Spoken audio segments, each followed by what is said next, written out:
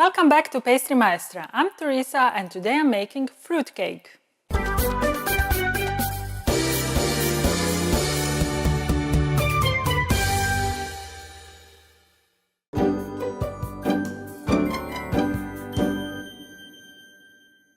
It is believed that fruitcake dates back to ancient Rome when pomegranate seeds, pine nuts and raisins were mixed into barley mash and shaped into a ring.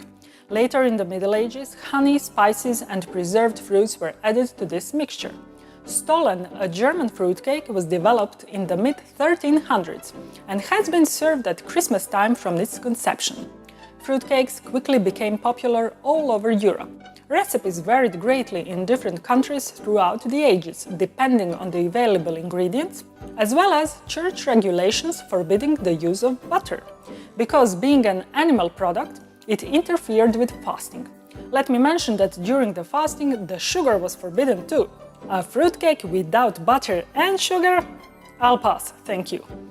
Anyway, in medieval Saxony, now central Germany, Prince Elector Ernst and his brother Duke Albrecht decided to change this rule. So, they wrote to the Pope.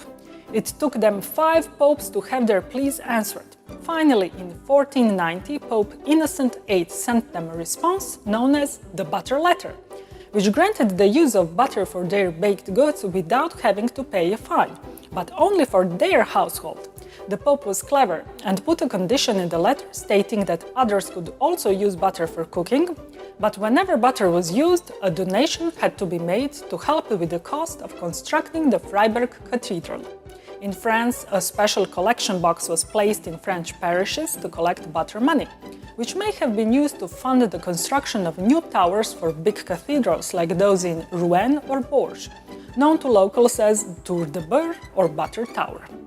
I will not get into details now, but some historians claim that this problem was one of the main reasons for Martin Luther to break ties with Rome, and the result was what we know today as Protestantism. Anyway, back to the fruitcake. Starting in the 16th century, sugar from the American colonies and the discovery that high concentrations of sugar could preserve fruits for a long time created loads of candied fruit, thus making fruitcakes more affordable and popular.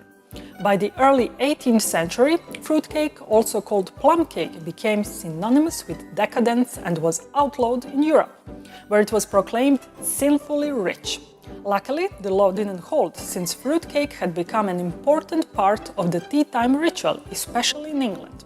A Victorian tea simply would not have been complete without the addition of the fruitcake to the sweet and savory snacks.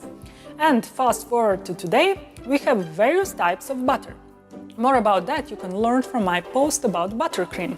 The link is in the description below. Sugar is cheap, and our mission is to create sweetness. So, let's make some fruitcake. As usual, the recipe is on my site. The link is down below.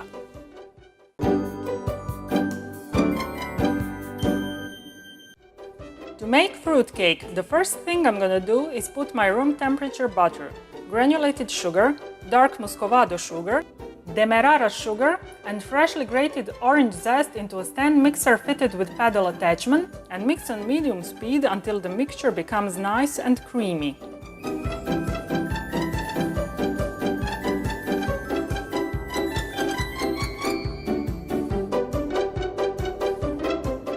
Now I'm gonna add eggs gradually and mix well after each addition.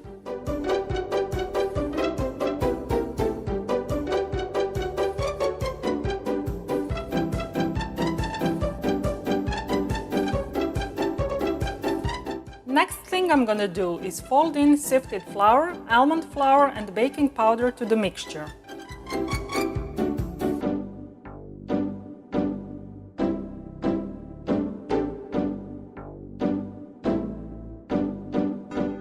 I've prepared my fruits. I have chopped dried apricots, raisins soaked in rum, candied cherries and orange peel.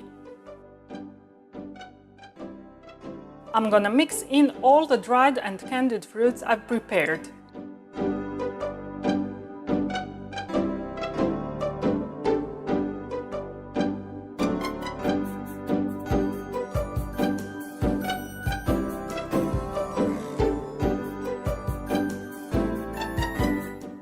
I'm gonna fill paper-lined cake mold and level the top with my silicone spatula. I'm gonna bake my fruitcake at 160 centigrade, which is 320 Fahrenheit, for about 35 minutes until golden brown. I'm gonna check if my cake is done by inserting cake tester inside. It came out clean, so my cake is done. I'm gonna brush my cake with some rum.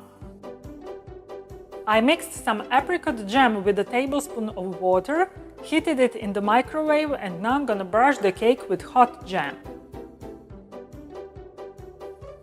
I'm gonna decorate my fruitcake with some extra candied fruits and slivered almonds.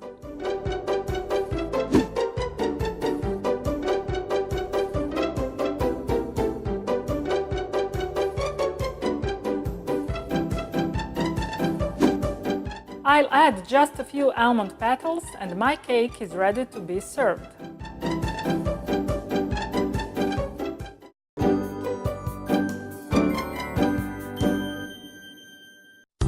Oh baby, you are so sweet, so delicious and yummy, so good to eat. I wanna lick you, feel your sweetness on my lips. Forever and ever, you'll stay on my hips. I'm Teresa. Thanks for watching my video. I hope you liked it. If you want to stay in touch, follow me on Facebook, Twitter and Instagram, and of course, visit my site, where you can find elaborate posts with lots of pictures, additional information and recipes that follow my every video. Also, on my site you can download my free 365 pages ebook The Pastry Chef and maybe buy me a macaron, if you think that I've earned it. Now, before you go, please hit the like button and subscribe to my YouTube channel. That really helps a lot. Finally, and this is the most important thing, don't forget to create sweetness every day, because sweetness is happiness. See you in my next video. Bye!